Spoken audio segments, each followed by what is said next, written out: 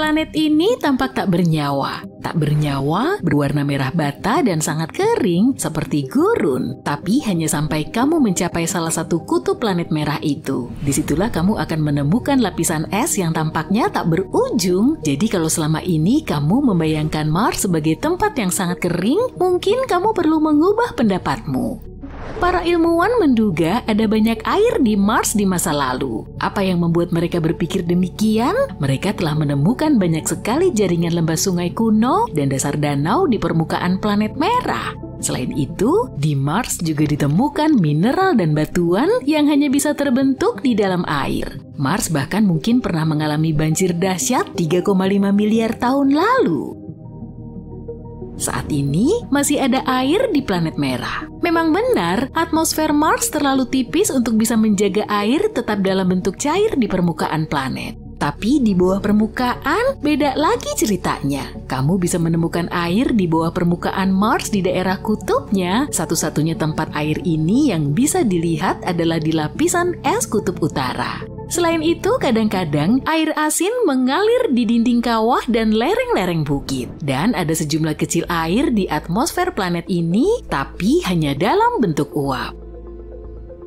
Setelah kita tahu pasti kalau ada air dalam bentuk cair di Mars, mungkinkah kita bisa menggunakan air ini dalam misi yang dioperasikan manusia ke planet merah itu? Dengan begitu, pesawat antariksa yang datang dari bumi tidak perlu membawa air sendiri. Hal ini akan membuat muatan pesawat jauh lebih ringan yang pada akhirnya akan mengurangi biaya misi. Wahana antariksa hanya perlu membawa cukup air untuk sampai ke planet merah dan membawa peralatan yang dibutuhkan para astronot untuk menyaring air Mars agar bisa diminum.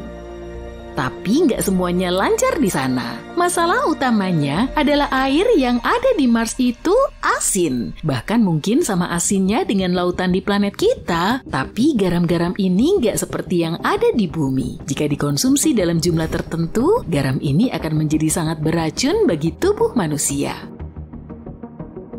Di planet kita, garam-garam ini terbentuk sebagai produk sampingan dari bahan bakar roket serta dalam suar jalan dan kembang api. Secara alami, garam-garam ini hanya terjadi di daerah yang sangat kering. Jika tidak ada bakteri tertentu yang dapat menguraikannya, zat-zat ini akan terakumulasi dari tahun ke tahun dan konsentrasinya di dalam air akan terus meningkat.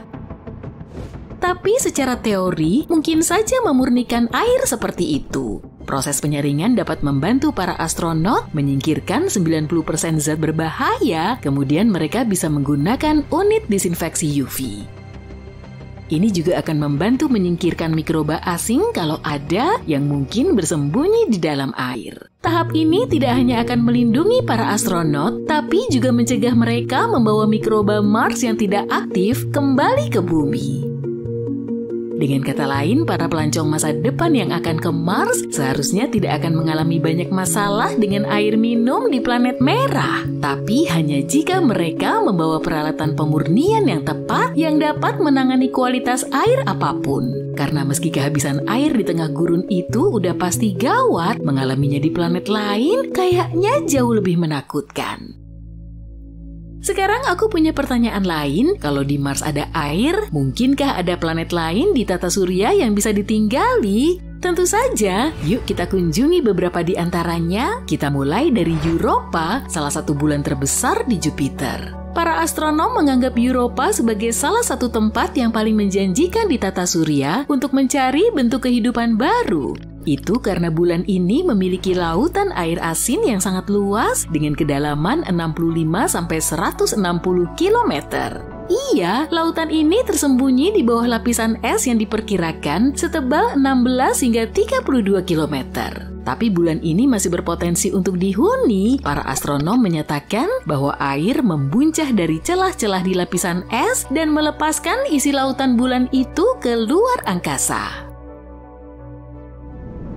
Ada juga beberapa bukti yang menunjukkan bahwa lautan mungkin memiliki air hangat yang memancar dari khatulistiwa bulan itu. Hal ini juga berarti bahwa mungkin saja ada kehidupan yang kompleks di Europa. Mungkin kita akan mengetahui semuanya pada tahun 2030 ketika Europa Clipper milik NASA akan mencapai satelit ini dan melakukan penyelidikan sendiri.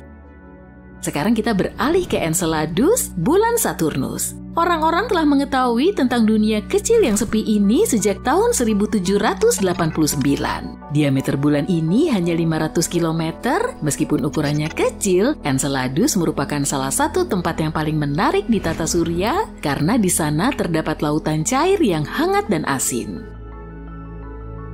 Letusan air di Enceladus cukup sering terjadi. Bulan ini memuntahkan lebih dari 1000 ton air dari geyser esnya setiap jam. Air ini bercampur dengan molekul organik, garam, dan zat-zat lainnya. Para astronom menduga bahwa lautan di sana menjadi hangat karena pengaruh pasang surut Saturnus. Tarikan planet ini bisa jadi menyebabkan terjadinya aktivitas hidrotermal yang menghangatkan lautan. Ada juga tempat di tata surya yang mungkin memiliki air di permukaannya, tapi keberadaannya belum bisa dipastikan. Contohnya Ganymede, bulan Jupiter lainnya. Ganymede adalah bulan terbesar di tata surya, bahkan lebih besar dari Merkurius. Para astronom sudah lama meyakini adanya lautan di bawah kerak es setebal 160 km yang menyelimuti bulan. Dan pada tahun 2015, aktivitas aurora di Ganymede juga mengisyaratkan bahwa lautan ini mungkin hangat dan asin. Tidak seperti di Europa, aktivitas geyser es di Ganymede belum terlihat. Alasannya mungkin karena jarak antara Jupiter dan Ganymede lebih jauh dibanding jarak antara planet gas raksasa tersebut dan Europa. Selain itu, ada juga dunia mungkin. Ini adalah dunia di mana tampaknya ada air, tapi kita tidak tahu secair apa air itu. Salah satu tempat seperti itu adalah Callisto yang mungkin kamu udah tahu. Yap, ini adalah bulan Jupiter yang lain. Letaknya cukup jauh dari planet induknya dan juga tidak mendapatkan radiasi sebanyak bulan-bulan lainnya. Ditambah lagi planet ini memiliki medan magnet yang tentunya menambah perlindungan. Para astronom menyatakan bahwa ada air di dunia yang sangat jauh ini. Tapi, kurangnya aktivitas geologi di bulan ini mungkin berarti bahwa bulan ini tidak memiliki lautan tanpa adanya semacam lapisan antimateri yang membekukannya. Dengan kata lain, semua air di satelit Jupiter itu bisa jadi merupakan bongkahan es yang besar. Sekarang, mari kita kunjungi benda angkasa lainnya, tapi kali ini bukan bulan, melainkan planet Katai.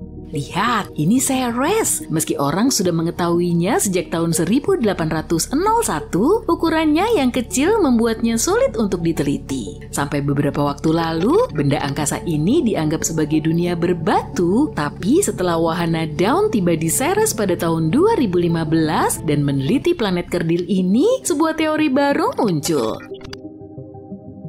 Ceres mungkin bukan bola berbatu dan lebih merupakan planet berair yang diselimuti mantel es dan lautan lumpur yang bergerak di bawahnya. Jika teori ini benar, Ceres bisa menjadi planet terdekat bumi yang memiliki lautan. Titan adalah bulan terbesar Saturnus. Titan memiliki cairan yang paling banyak di tata surya. Permukaannya berupa bubur es air dan es yang terbuat dari berbagai senyawa, misalnya hidrokarbon. Satelit ini juga memiliki awan tebal yang secara teratur mengeluarkan hujan, dan jika mengunjungi tempat ini, kamu akan melihat sungai, danau, dan lautan yang terbuat dari metana dan etana yang bersembunyi di bawah kerak es. Yuk kita bahas tentang si malang Pluto yang sudah beberapa kali berubah status. Ketika New Horizon milik NASA terbang melintasi planet kerdil ini pada tahun 2015, wahana ini menemukan sesuatu yang sama sekali tidak terduga, yaitu lautan. Pluto adalah dunia es, tapi ada dua hal yang membuat para ilmuwan berpikir kalau Pluto mungkin pernah memiliki lautan. Pertama, teori yang menyatakan kalau Pluto dan kelima bulannya terbentuk dari materi yang sama setelah tabrakan dahsyat. Kedua, gaya pasang surut antara Pluto dan bulan terbesarnya Charon. Hal ini membuka kemungkinan kalau lautan masih ada di sana. Kita hanya butuh lebih banyak waktu untuk meneliti planet Katai ini.